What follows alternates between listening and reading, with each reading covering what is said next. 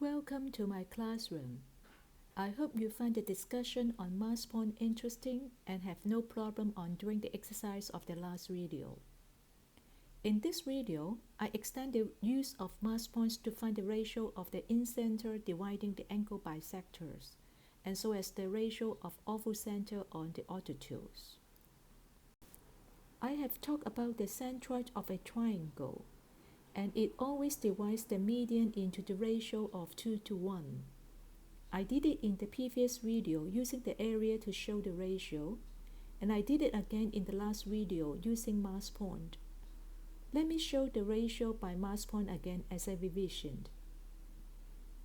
As the three medians divide the three sides in the ratio of 1:1, a mass of 1 is assigned to each vertex to fit the ratio of 1:1 on each side. D is the midpoint of BC and it bears a mass of 2. For the median AD, G is the supporting point. The mass at A is 1 and the mass at D is 2, so AG to GD is 2:1. Similarly, we have BG to GE is 2:1, and so as CG to GF equals to 2:1. We establish the ratio 2:1 for centroid dividing the medians once again. The configuration of incentre of a triangle is similar to the centroid. That is, both of them are the intersection points of the three line segments drawn from the vertices to the sides. Centroid divides the medians by a constant ratio which is 2:1. How about the incentre on the angle bisectors? It is an interesting question for exploration, right? Let us start the investigation by establishing a little theorem about angle bisector first. In the figure, AD is the angle bisector of angle A. Denote these two angles by theta. Denote angle ABD by phi. Then angle ADC is 180 degrees minus phi. For triangle ABD and triangle ADC, by sine formula, we have BD over sine theta equals AB over sine phi, and DC over sine theta equals AC over sine 180 degrees minus phi. Combine the results, we have BD over DC equals AB over AC, or BD to DC equals to AB to AC. We call this result as the angle bisector theorem. Now, let us explore the ratio of incentre on the angle bisector. In the figure, AD, BE, and CF are the angle bisectors, and I is the incentre.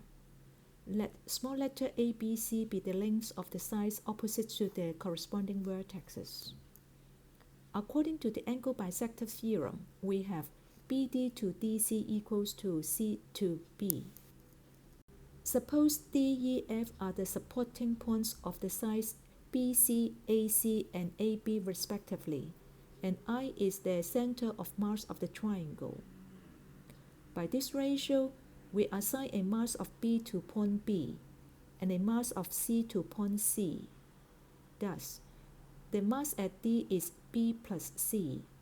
Similarly, a mass of A is assigned to point A. Consider the line AID. We have AI to ID equals to B plus C to A.